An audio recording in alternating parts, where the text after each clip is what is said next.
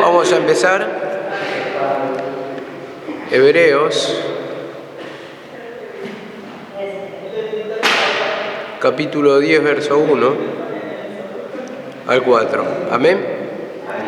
Dice así la palabra: porque la ley, teniendo la sombra de los bienes venideros, no la imagen misma de la sustancia, no pueden, por los mismos sacrificios que se ofrecen continuamente cada año, hacer perfectos a los que se acercan.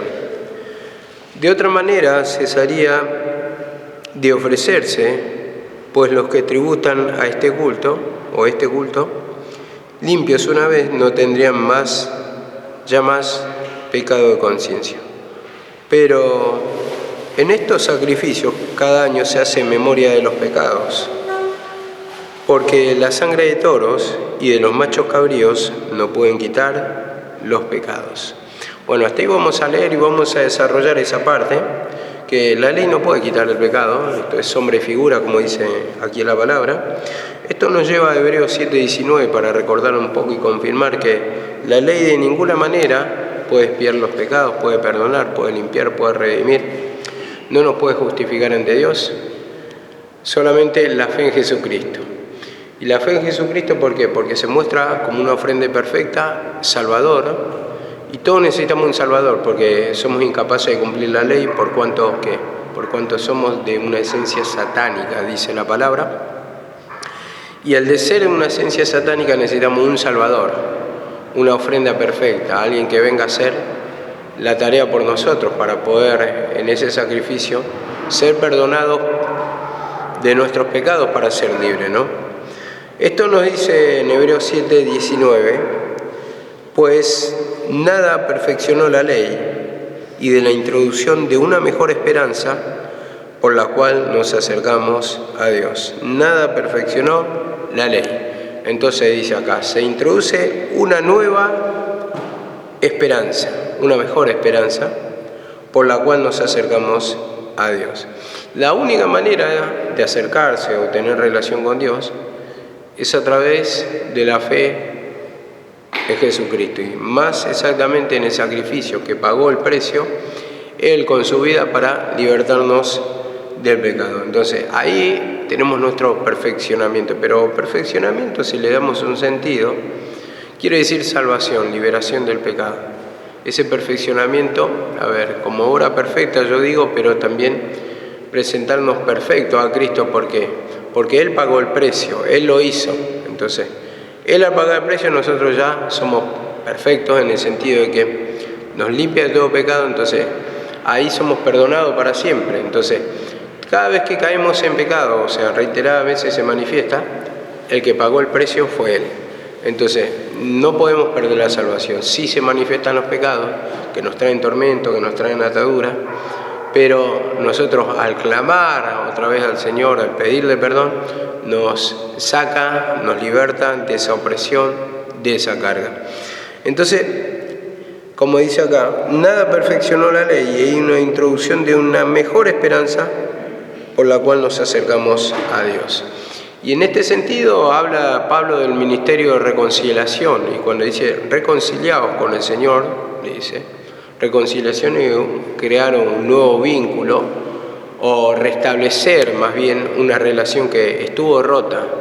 Y esa relación rota es porque el pueblo en ese tiempo no podía cumplir con las obras de la ley o con cada punto que le pedía la ley, porque al ser uno de manifestación satánica es imposible, porque dice también la palabra, y como lo leía Karina anteayer, el domingo, cuando dice que Dios paga conforme a los pensamientos, dice en Jeremías, ¿no? Estaba capítulo 6 por ahí, me parece. Paga conforme a los pensamientos. Y si paga conforme a los pensamientos, yo pienso que vamos a hallar culpable todo, porque ¿a quién no se le cruza un pensamiento pecaminoso? Que quiere decir de error.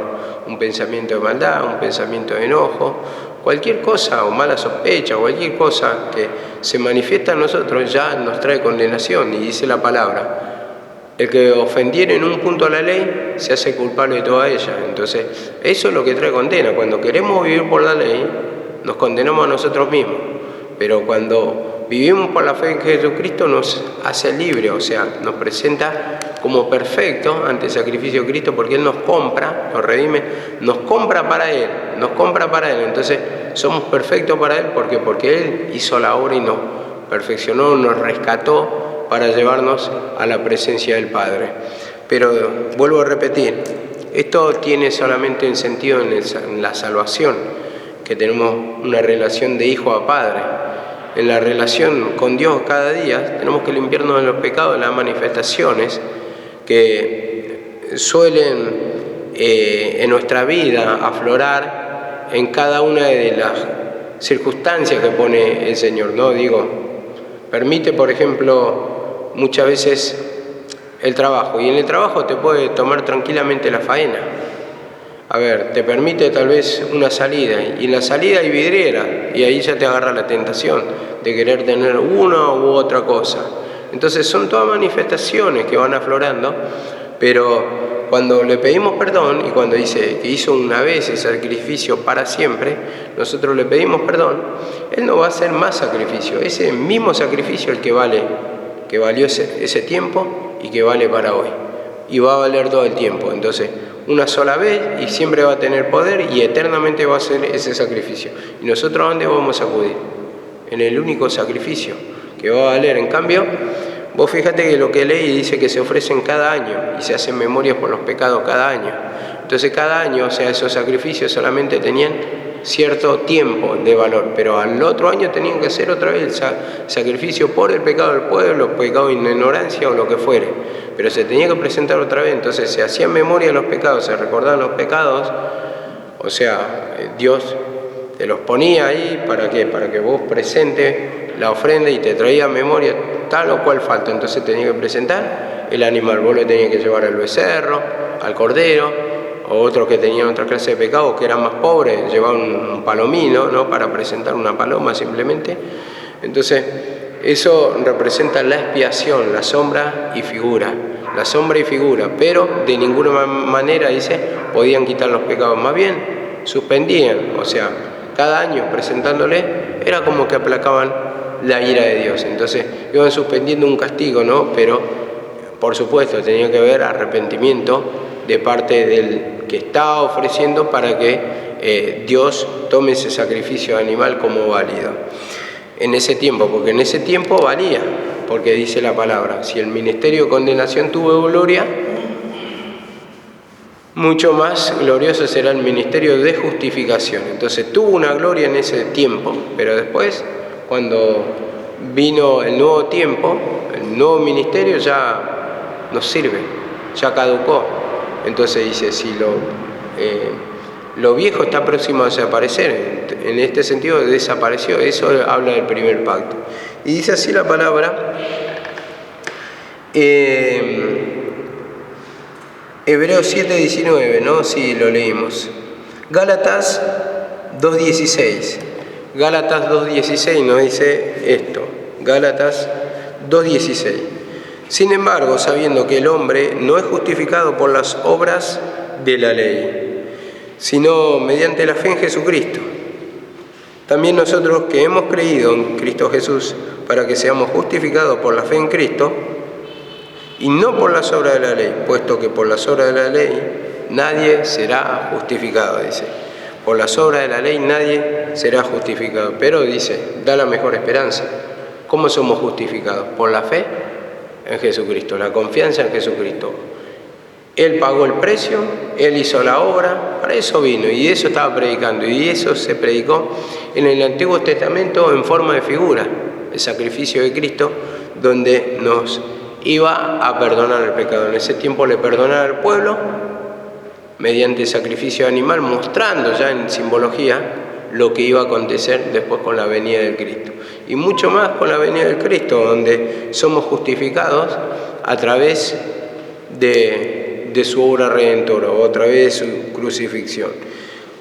Colosenses 2:20, vamos a leer esto también la palabra. Colosenses 2:20. Dice así la palabra, Colosenses 2:20 al 23. Pues si habéis resucitado con Cristo en cuanto a los rudimentos del mundo, dice, porque vivís como si vivierais en el mundo, os sometéis a preceptos, tales como no manejen, no gusten ni toques, en conformidad a mandamientos y doctrinas de hombre, cosas que todas se destruyen con el uso. Tales cosas, a la verdad, tienen cierta reputación de sabiduría en culto voluntario, en humildad y en duro trato con el cuerpo, pero no tienen valor alguno contra los apetitos de la carne. Vemos esto que siempre venimos nombrando, dice la palabra acá. Si habéis resucitado con Cristo, dice, en cuanto a los rudimentos de este mundo, dice, al conocimiento básico de este mundo, a lo rudimentario de este mundo, dice, ¿por qué, como si viviese en el mundo, os sometéis a preceptos, tales como no maneje, no toque? Y ese mundo se refiere al tiempo de la ley.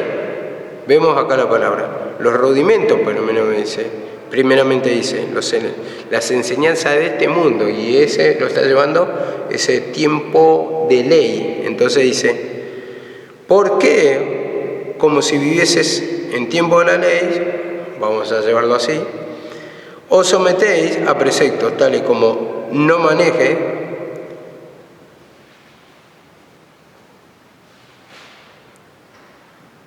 ni gustes, ni toques, en conformidad a mandamientos y a doctrina de hombre? Y en este sentido está hablando de preceptos. Esos preceptos que eran mandamientos de hombre, ¿por qué lo dice mandamiento de hombre? Ya lo hemos tocado esto. Y el mandamiento de hombre lo habla porque esta imposición no fue imposición de Dios como la ley de Moisés, sino que fueron cosas que se fueron agregando con el tiempo. El lavado de manos, que es un precepto y es un mandamiento de hombre o doctrina de hombre, conocimiento de hombre, pero de ninguna manera lo había mandado Dios. Entonces ellos se lavaban antes de comer y había ciertos preceptos así que se iban guardando, ¿no? Pero dice, en conformidad a mandamientos y doctrinas de hombre, enseñanza de hombre, todas las cuales se destruyen con el uso. O sea, sirven con el uso, por más que le dé, ¿qué valor tiene? Como dice, no tiene valor alguno contra el pecado. Entonces, a ver, cuando estamos diciendo mandamiento de hombre, en ese sentido también entraría la ley, porque esto lo explicaba mi mamá, que cuando pasó el tiempo de la ley, eso ya quedó como un mandamiento de hombre, porque ya Dios nos mandó, porque pasó el tiempo de la ley y ahora estamos en el tiempo de gracia. Y eso es lo que mandó el Señor, a humillarnos, a arrepentirnos, a creer en la palabra de Jesucristo. ¿Para qué? Para que seamos salvos. Entonces quedó como un mandamiento de hombre también la ley. Pero más bien acá está hablando de los preceptos de ese tiempo, que Dios en ninguna manera le mandó a Moisés, sino que fueron cosas que vinieron con el tiempo, como el lavado de las manos, ¿no? Y dice así la palabra, tales cosas tienen a la verdad cierta reputación de sabiduría en culto voluntario, en humildad, dice, y en duro trato con el cuerpo. Cierta reputación de sabiduría. Y así es cuando se enseña la ley. Aparentemente, cuando enseña, y uno no sabe mucho la palabra, te envuelve, te convence, parece tiene cierta sabiduría, ¿no? Y dice, en culto voluntario, o sea, de entrega propia, pero de voluntad humana, y como dice acá la palabra, en humildad y en duro trato con el cuerpo. Entonces, aparentan una falsa humildad, y dice, duro trato con el cuerpo. Entonces, ¿por qué duro trato con el cuerpo? En los ayunos, ¿qué hacían? Trataban duramente el cuerpo. Hoy, las iglesias que practican el ayuno, hacen vigilia, por ejemplo. Están despiertos todas las noches. Están esforzando, ¿qué? El cuerpo humano. Duro trato con el cuerpo. Cuando hacían el ayuno, duro trato con el cuerpo. Entonces, ayunaban, vigilaban. Entonces, no comían toda la noche. Y hay algunas personas que, como los fariseos, cuando quisieron matar a Pablo, ellos juramentaron y dice que guardaron ayuno hasta que no lo vean a Pablo muerto. Mirá cómo era, ¿no? De lo estricto, que nos pasaban varios días sin comer para que se cumpla el plan que querían, ¿no? Y en este caso, Los judíos pasaban días sin comer para que se cumpla algún tipo de plan de Dios en sus vidas, y eso es duro trato con el cuerpo, pero no tienen poder alguno contra los apetitos de la carne. Entonces el apetito carnal, cuando está diciendo la palabra, el deseo que aflora en nosotros, está diciendo que cuando viene y te toma, a ver, ¿qué puede hacer estas cosas? Si vos estás sintiendo un deseo intenso, te puedes atajar naturalmente, pero de ninguna manera matar el pecado. No vas a matar el pecado. Entonces, cuando te toma un deseo intenso, es lo que te va a llevar después a pecar, o está acá pero no muere, porque está en tu pensamiento. Y uno puede ayunar, puede hacer varias cosas, pero en la mente va a estar eso. En la mente va a estar vivo, latente, el pecado, con el deseo de concretarlo. ¿Por qué? Porque no tiene valor alguno, dice no tiene poder alguno, no se puede oponer a la carne, simplemente el atajarse, digamos, naturalmente. Entonces, un tiempo uno lo puede hacer, pero hasta que va a ser más fuerte el pecado. Porque para esto necesitamos confesión de pecado, arrepentimiento, declaración, lo que nos sucede en la mente, para que ese deseo, o tengamos ese dominio propio, esa autoridad sobre el pecado, y mengue ese deseo. Entonces tiene que haber arrepentimiento para que salga de tu mente, porque cuando domina el pecado y si no hay arrepentimiento, va a seguir creciendo la forma de ese pensamiento, los minutos, las horas de ese pensamiento que te van a llevar a desesperarte y a pecar. A pecar digo, ¿no? ¿Por qué? Porque va a saltar el pecado, sí o sí. Entonces de nada vale hacer un esfuerzo humano. Algunas veces decimos sí vale, pero según como se está enseñando o la enseñanza de ciertas circunstancias. Pero no todo el tiempo vale eso, en el sentido que va a valer poner tu esfuerzo para orar, para leer, para quebrantarte en ese momento y después que te liberte el quebrantamiento. Pero no como método que yo voy a leer y me voy a esforzar para leer, yo voy a orar y me voy a esforzar para orar, y siempre es de esfuerzo, porque al final te vas a cansar. Viene la fatiga espiritual, el hombre viejo es más fuerte y al final te va a vencer. Entonces es como una pérdida de tiempo. Y me venía meditando hoy cuando venía en la bicicleta, cómo es, ¿no?, el engaño, ¿no? Y me ponía a pensar que uno se esfuerza, no voy a hacer la voluntad del Señor, no voy a caer. Pero a veces no se humilla verdaderamente o no tiene discernimiento. Entonces van a pasar años y pasan 10 años y le traen más perjuicio a su vida. Y al final no concretó lo que quiso y solamente le trajo perjuicio. ¿Por qué? Porque quiso hacer la voluntad del Señor. Pero al no haber suficiente arrepentimiento, discernimiento de pecado, te lleva a perder el tiempo. Como a varios les pasó, y como yo en mi vida, muchas cosas me pasó así, algún día lo cantaré, pero muchas cosas pasaron así, que me esforcé por hacer la voluntad de Dios, me esfuerzo, y al final pasaron, a ver, lo tengo que contar porque si no, no podemos avanzar en este mensaje. 15 años sin trabajar, que yo quería buscar la voluntad del Señor, tal vez busqué erradamente y no me sirvió para nada, porque pasé sobresaltos económicos y al final eso me trajo perjuicio no solamente a mí, del reniego, ¿no?, de mi familia, el perjuicio, la relación, muchas cosas. Entonces, cuando vamos a decidir dar un paso así, es mejor que nos humillemos totalmente, que no mezquinemos ni un pecado, que le pidamos perdón al Señor, para que el Señor primeramente nos acomode y sea el tiempo, ¿no?, en que te está pidiendo. Pero segundo, ponerle que hay una entrega, entregate totalmente. No hagas nada a media porque va a ser una pérdida de tiempo y después va a ser para destrucción. No es que ese trabajo que después, tal vez yo estoy trabajando después de 15 años, me pongo a trabajar, esté mal y que esto me va a traer castigo. No, está mal todo ese tiempo que acumulé sin pedir perdón. Entonces, ¿qué pasa? Se añadió el pecado de miseria, de necesidad. Entonces, de eso me está pidiendo y eso va a llevar un proceso largo, porque nunca lo he trabajado como el Señor quería. Entonces llegué a perder el tiempo, en ese sentido fue una derrota para mí, y decía, no, voy a hacer la voluntad del Señor, y aguantaba peleas en casa, descontento y un montón de cosas, ¿no? Un montón de cosas que, ¿fue la elección mía mala? No, de ninguna manera, quería buscar al Señor, pero no vale buscar a media. Hay cosas que si vos no dejás totalmente el pecado, no te entregás totalmente la voluntad del Señor, va a entrar por las partes bajas, y eso es lo que va a traer destrucción. Con esto no quiero incitar a que todo el mundo vaya a trabajar y ninguno busque la voluntad de Dios con la excusa de que te va a suceder eso y si te engaña el enemigo. No, es bueno buscar la voluntad del Señor. Es bueno buscar y es bueno pedirle perdón y el conocimiento. Por el otro lado también tengo los beneficios, digo, si no lo hubiera hecho en ese tiempo, yo pienso que no lo hacía más. ¿Por qué? Porque me dio un conocimiento para desenvolverme espiritualmente y de eso no me quejo, de eso estoy contento con el conocimiento que tengo y que me puede dar más. Estoy muy contento, yo creo que muchas cosas comprendo más que muchos pastores que, bueno, no tienen este entendimiento lógicamente, pero las tengo claras y al tenerlo claras eso me pone contento.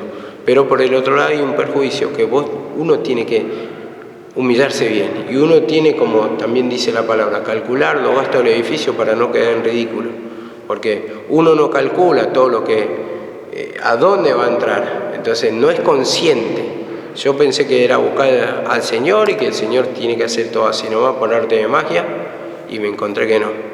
Uno muchas veces hace también con la manera, la voluntad humana, con la alegría, con la dádiva humana también, porque yo me acuerdo, por ejemplo, que el primer tiempo dejó de trabajar mi papá, después dejó de trabajar mi mamá y un tiempo que yo banqué solo el lugar.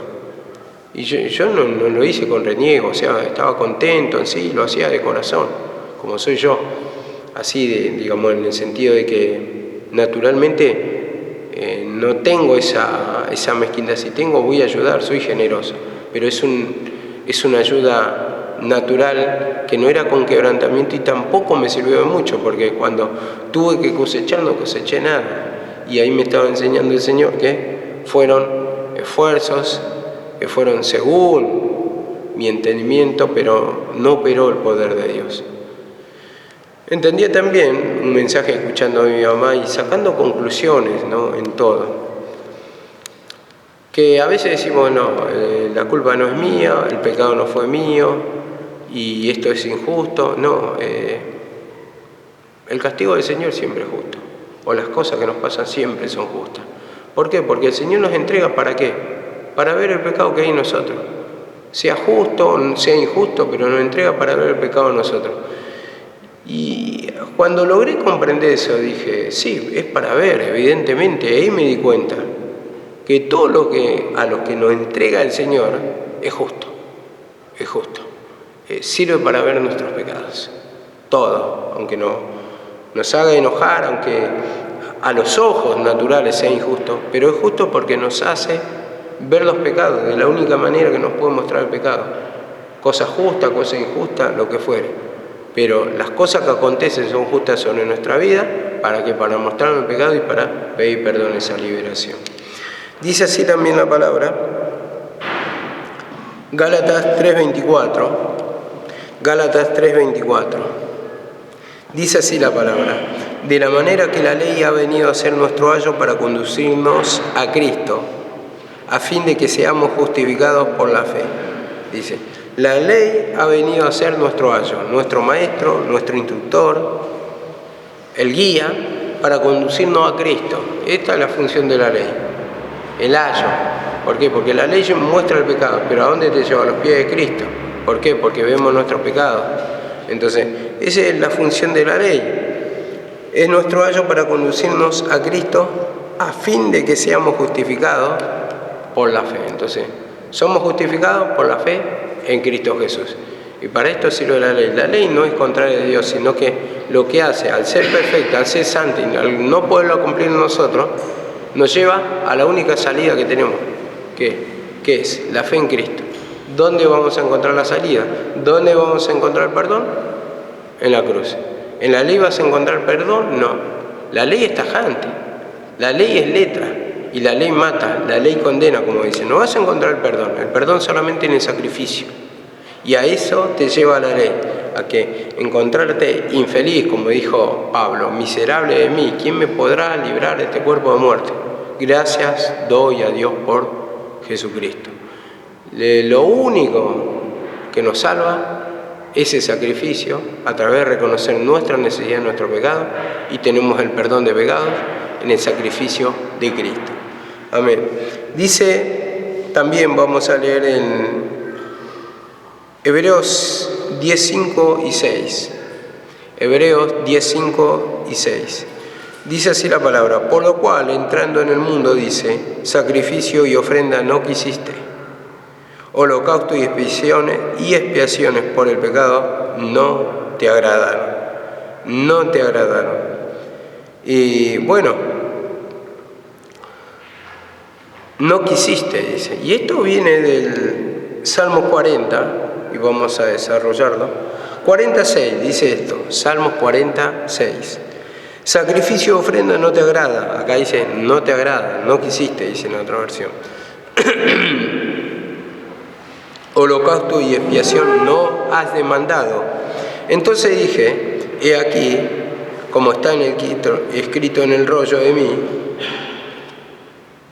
me dice, el hacer tu voluntad, Dios mío, me ha agradado, el hacer tu voluntad. Entonces dice en la otra versión de Hebreos, vengo para hacer tu voluntad. Bueno, pero eso lo dice más adelante. Bueno, la cuestión que cuando está hablando, como dice acá la palabra, de sacrificio, no quisiste. Esto nos lleva al Salmo 51, 16 y 17, que tantos años se nombró.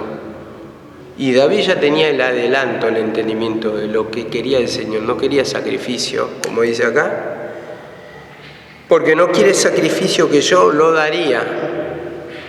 No quieres holocausto. Holocausto ustedes saben que, ¿no?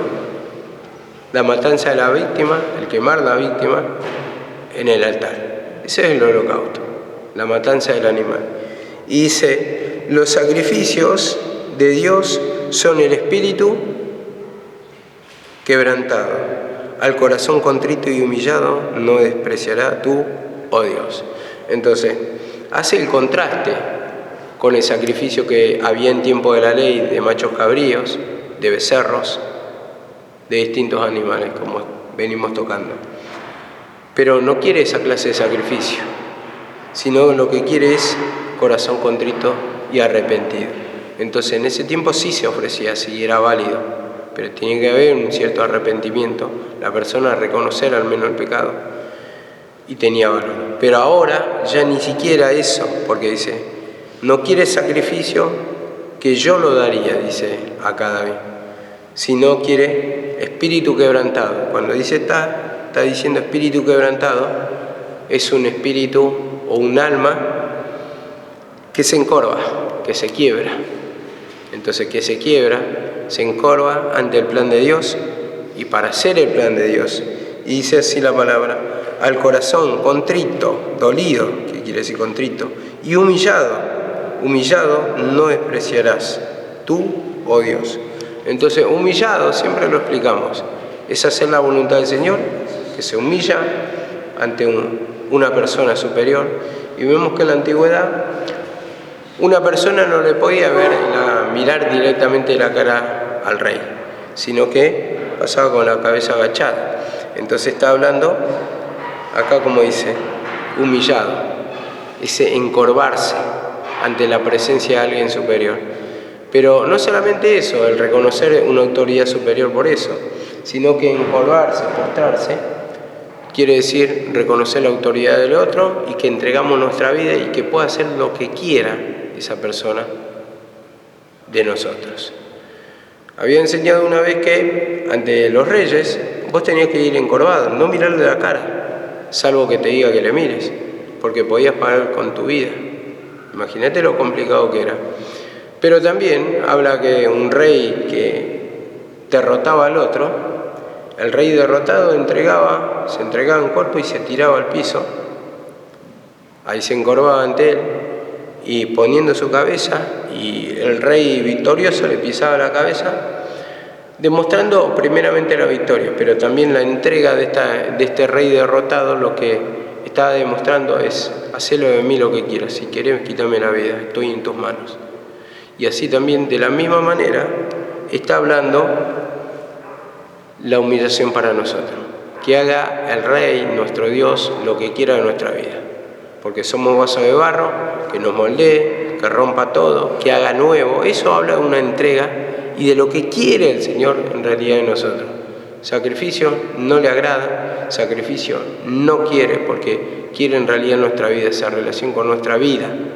Entonces, podemos ofrecer muchas cosas, pero si no ofrecemos nuestra vida, no le sirve de nada al Señor, porque el Señor, a través de nuestra vida, primeramente quiere limpiar, y una vida limpia es la que va a predicar. Va a predicar la liberación, va a predicar la salida del pecado, va a predicar cómo liberta el Señor la hechicería, va a predicar la sanidad, va a predicar la paz, va a predicar el descanso. Pero para eso uno tiene que estar libre, o si no, si uno está preso espiritualmente, como dijo Pablo, yo estoy preso, dice, pero malo, la palabra no está presa.